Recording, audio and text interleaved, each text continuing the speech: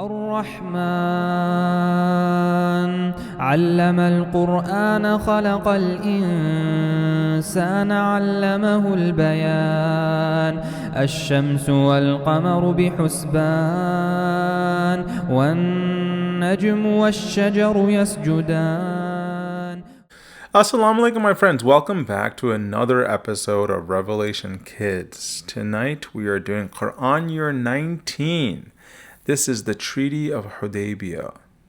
Today's tagline is becoming who you were always meant to be. Becoming who you were always meant to be.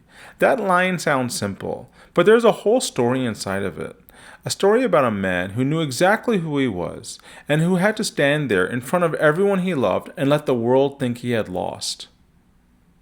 This is the story of Hudaybiyah. Qur'an year 19 starts with a dream. The Prophet, peace be upon him, saw himself leading his companions in the ancient pilgrimage, the pilgrimage called the Hajj that was established by Ibrahim al-Islam. In this dream, he was walking around the Kaaba, just like Ibrahim al-Islam did. He was walking in white garments, the ihram. He was walking like a pilgrim. When he woke, he knew the dream came from Allah. And so he announced it. He and the companions were going to go to Mecca to do the annual pilgrimage. More than 1,000 companions answered his call. They put on the white pilgrim's garments, 2 simple sheets unstitched, no weapons except the swords that every traveler normally carries, but no armor, no battle plan, just the intention of peaceful pilgrims answering a sacred rite. But the Quraysh heard they were coming, and they sent an army to block the road before the Prophet and his companions could arrive inside of Mecca. Hearing this, the pilgrims, they decided to swerve. They found a different path to avoid any kind of fight, a confrontation with the Meccans. But then, as the Prophet, peace upon him, was riding his camel, in the middle of the desert, something unusual happened. The Prophet's camel Qaswa stopped. This was the same camel that brought him in the hijrah from Mecca to Medina. She just stopped right there. She folded her legs and she sat down, just like that. The companions didn't understand, and they muttered, she's being stubborn. But the Prophet smiled. He knew better. She is not stubborn, he said.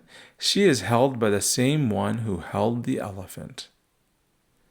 The Prophet, peace upon him, was pointing back to the story that every Arab knew. The story of the army that once marched on the Kaaba with a war elephant. That elephant was stopped by birds carrying stones. Qaswa was not being stubborn. She was being guided, and so were they. And Allah was watching over everything. Allah was watching over the camel, just like Allah had watched over the elephant. He was in control of everything. They camped in a valley called Hudaybiyah, and the Meccans sent out their party. Negotiations began. Messengers went back and forth. The Quraysh sent scouts who returned in awe of how the companions loved the Prophet, how they treated him, how they admired him. One scout said he had visited the courts of emperors and kings, and never has he ever seen people who followed their leader the way these men adored and followed Muhammad. But despite all of the amazing sights, the Quraysh refused to let the Muslims enter Mecca. They negotiated some more, and finally a treaty was proposed. A treaty is a pact, an agreement that makes peace between 2 fighting parties. The terms of the treaty were very difficult for the Muslims.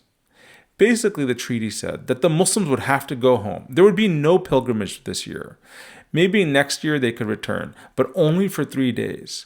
And any Muslim who ever escaped Mecca and came to Medina would have to be sent back to Mecca. But any Muslim who left Medina for Mecca would not have to go back.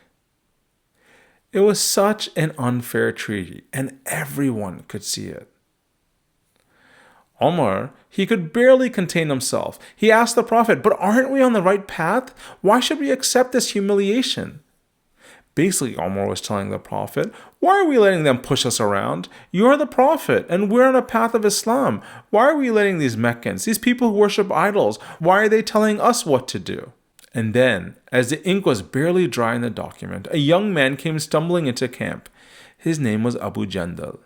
He was a Muslim who believed but was kept as a prisoner in Mecca. His feet were in chains.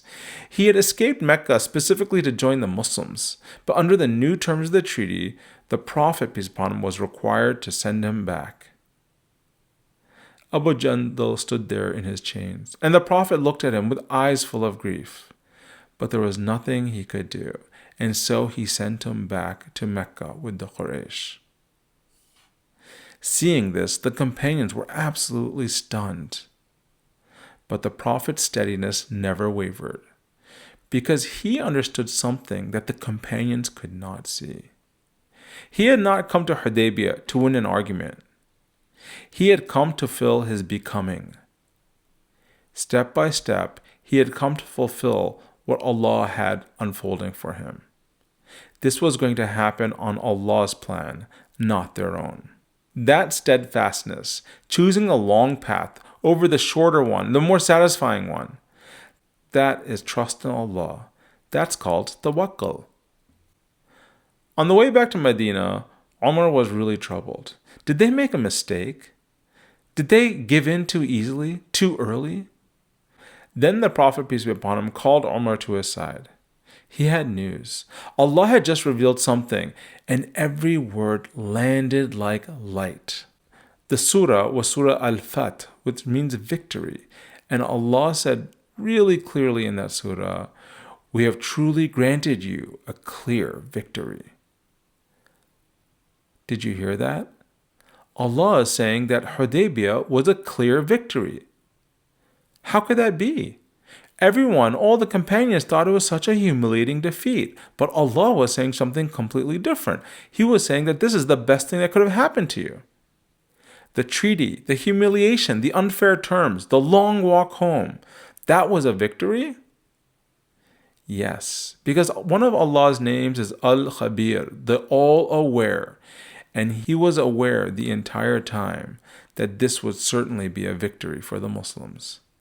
Because here's what happened next. With peace between Mecca and Medina, the Prophet's message traveled freely for the first time. Entire tribes around Medina came forward. They came to make ties with the Prophet, peace upon him, and embrace Islam. The treaty that looked like a defeat was a door opening to the world. Sometimes a hero's path does not look heroic. Sometimes it looks like backing down, like signing something that feels unfair, like sending someone away when every part of you wants to fight for them. But Al-Khabir, the all-aware, sees what we cannot see. He knows what's in our minds. He knows what's in our hearts. He can see what we are becoming, and he could see what the Prophet was becoming. And the Prophet trusted that process, even when it was difficult to understand, even when it hurt.